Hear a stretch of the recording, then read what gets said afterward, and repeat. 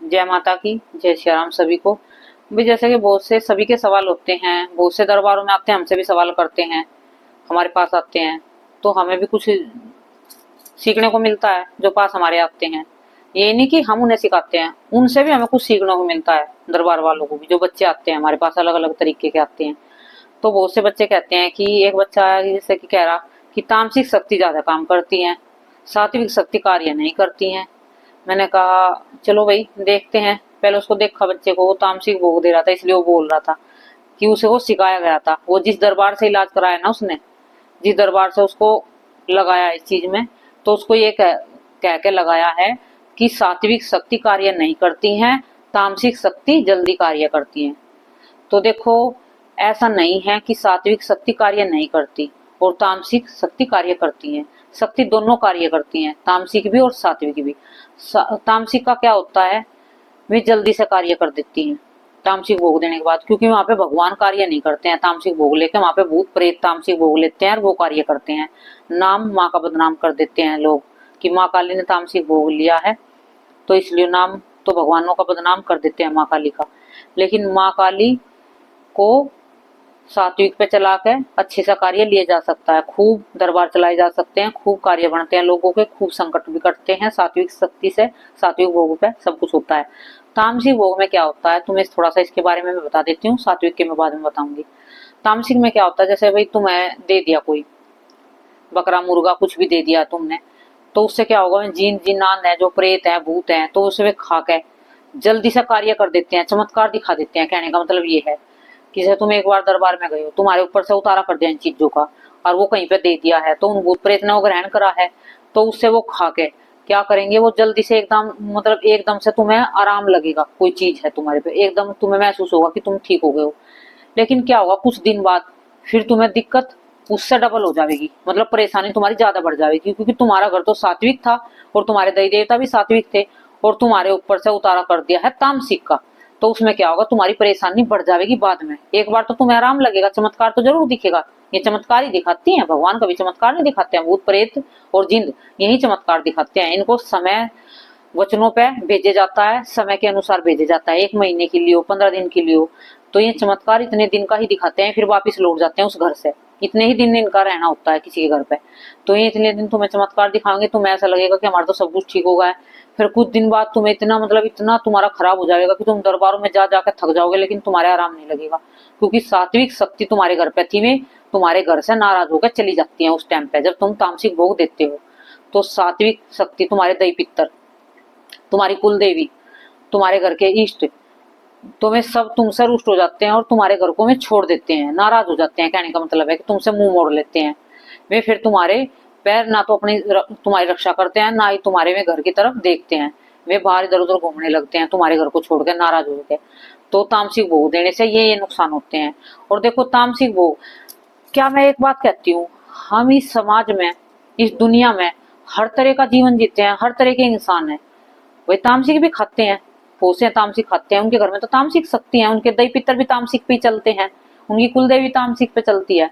तो ये तो उनके लिए भोग है ना, वे दे सकते हैं इस भोग को, क्योंकि उनके घर में चलता है ये, वे दे सकते हैं, उन्हें कोई परेशानी की बात नहीं है। लेकिन सात्विक तो मत फंसो इन चीजों में।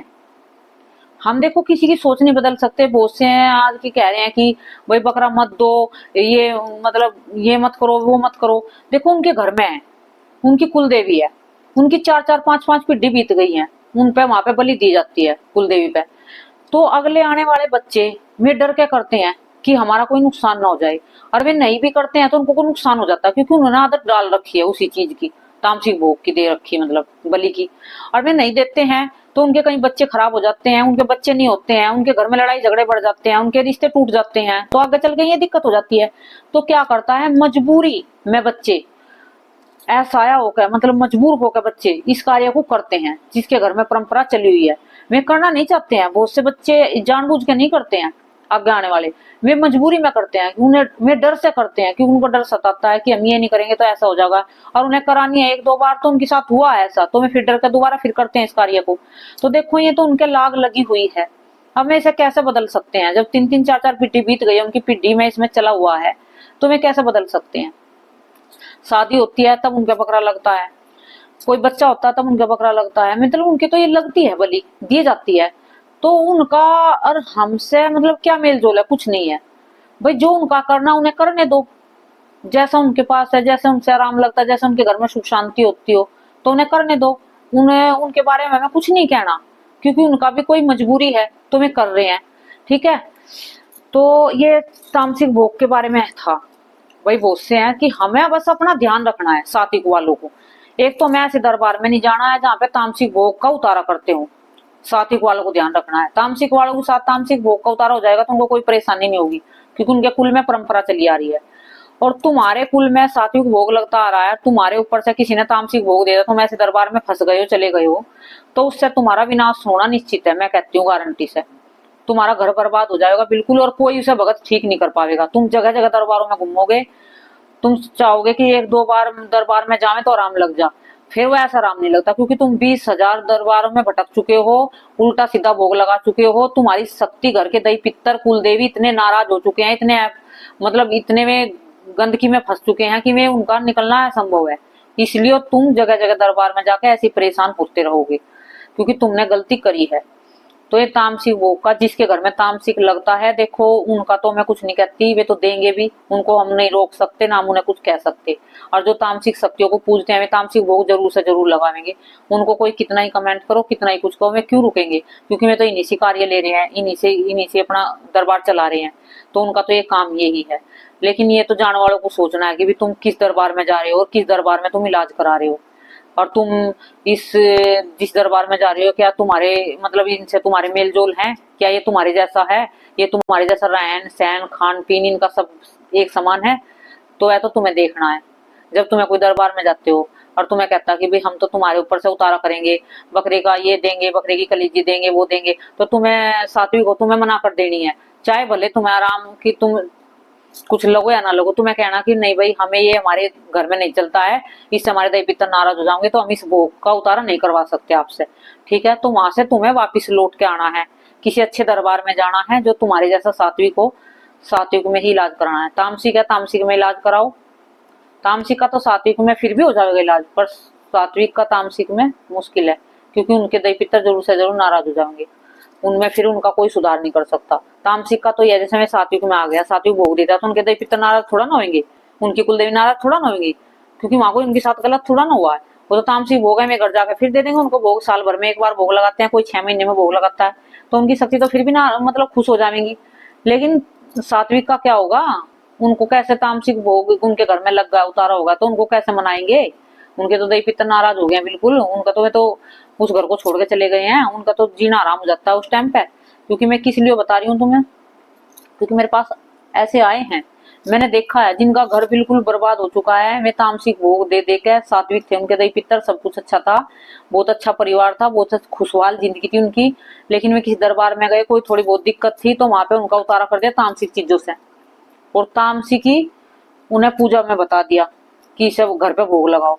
उन्होंने डर के कारण वो लगा दिया कि अच्छा हो जाएगा सब कुछ, और अच्छा करने के लिए हो, अच्छा तो हुआ नहीं लेकिन बुरा होगा। वे दरबारों में भटक भटक के जब यहाँ लास्ट में आए थे, जब मैंने देखा था उनकी हालत क्या थी और किस तरीके से मैं जिंदगी उनकी नरक बनी हुई थी एक तरीके से, मतलब वे जीने में नहीं थे ना ही मरने में थे।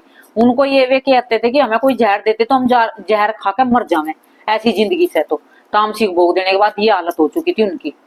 तो फिर देखो मैंने तामसिक का बताया है, जिसके घर में तामसिक लगती है और दरबारों में चलती है, देखो भाई उनका तो वे तो उससे कार्य लेंगे जिनके घर में चलती भी है और खाते पीते भी हैं और लगाते भी हैं। तो ये सात्विक का क्या है। और हाँ, एक तामसिक का क्या होता है, जैसे कि भी तामसिक भोग दिया है, कुछ दिन के लिए तुम्हें आराम लग गया है, कुछ दिन के लिए तुम्हें शांति मिल गया, तुम्हारे घर में सब कुछ ठीक होगा है, कुछ दिन बाद फिर बिगड़ जाएगा तुम्हारा। उसका कहने का मतलब क्या है कि जैसे घास होता है, तामसिक भोग का कहने का मतलब है जैसे घास होता है उसे ऊपर ऊपर तक काट लेते हैं तो फिर फूट जाता है, तामसिक भोग का ये होता है, जब उतारा करते हैं तो वो ऊपर ऊपर से तुम्हारा संकट कट जाता है, जड़ से नहीं कटता है, तो तुम्हारा वो फिर संकट निकल के आ जाता है बाद में। और अब मैं बताती हूँ तुम्हें सात्विक के बारे में, सात्विक का क्या होता है। देखो सात्विक में है, सात्विक में जब भक्ति करते हैं तो उसमें परीक्षा भी तामसिक से ज्यादा होती है। सात्विक है जो देवी देवता है हमारे, बालाजी महाराज हैं, माँ दुर्गे हैं, माँ काली है, सात्विक पे चलती है, तुम्हें परीक्षा बहुत लेती है, परीक्षा इतनी लेंगी कि तुम रोने लगोगे बिल्कुल। अंत ऐसा होगा कि तुम एक बार तो कहोगे कि भगवान हमें उठा ले, ऐसी शक्ति हमें नहीं चाहिए। तो तुम इतने मजबूर हो जाओगे, इतने परेशान हो जाओगे। शक्ति जब इतनी परीक्षा लेती है, जो सात्विक शक्ति होती है, लेकिन परीक्षा तो लेती है, फिर तुम्हें ऐसा मजबूत, ऐसा चंगा बना देंगी कि तुम जीवन भर मार नहीं खाओगे। तुम दरबार लगाओगे ना, तो तुम पे कोई क्रिया भी करेगा ना, तो तुम पे क्रिया का कोई असर होने वाला नहीं है। जो तुम सात्विक शक्तियों को अच्छे से पूज लोगे और अच्छे से उनका रहस्य जान लोगे, उनको मतलब अच्छे से समझ लोगे कि किस तरीके से इनको चलाना है, किस तरीके से इनको, हमें किस तरीके से लेकर चलना है, मतलब दरबार में कैसे कैसे नियम पालन करने हैं। उनके नियम पालन समझ जाओगे ना, और उनके सब कुछ अच्छे से करोगे, तो बिल्कुल भी मार नहीं खाओगे। जीवन भर क्या, पीढ़ी दर पीढ़ी दर ऐसे चौकी दरबार चलते रहेंगे, कभी रुकेंगे नहीं है। उसमें कोई भी बाधा नहीं आएगी तुम्हारे में। और बच्चे नहीं भी करेंगे तो तुम्हारे बच्चों को आगे जो आने वाले बच्चे हैं उन पे कोई कष्ट भी नहीं होगा। तुम घर पे अपनी जैसी भी दाल रोटी खाते हो, उन्हीं का भोग लगाओगे, तो उससे भी मैं प्रसन्न रहने वाली है। तुम्हारी सात्विक शक्ति थोड़ा देखो, सात्विक में क्या होता है, हाँ देर लगती है इलाज कराने में, उसमें थोड़ी मेहनत और कष्ट भी ज्यादा होता है, तो इसलिए सब घबरा जाते हैं। देखो बालाजी के में लहसुन प्याज भी छोड़ना पड़ता है, बहुत कुछ, मतलब इतना नियम का पालन करना पड़ता है। 41 दिन के नियम पालन करने पड़ते हैं। जमीन पे लेटना होता है, रूखा सूखा उबली हुई सब्जी खानी होती है। तो नियम पालन तो देखो सात्विक में ज्यादा से ज्यादा तुम्हें मिलेंगे। उसमें एक तुम्हें पूजा पाठ ज्यादा से ज्यादा दी जाएगी। तामसिक में क्या होता है, तुम्हें ना पूजा पाठ देते हैं, ना तुम्हें कोई साधनाएं देते हैं, कुछ नहीं देते हैं, लेकिन तुम्हारा उतारा करके मिनटों में ठीक कर देते हैं। सात्विक में क्या होता है, तुम्हें जीवन भर के लिए ठीक करने के लिए, आगे आने वाले बच्चे हैं जो तुम्हारे में भी परेशान ना है, तुम्हारा कति जड़ से इलाज करने के लिए, तुम्हारा जड़ से संकट खत्म करने के लिए, उसमें समय लगता है।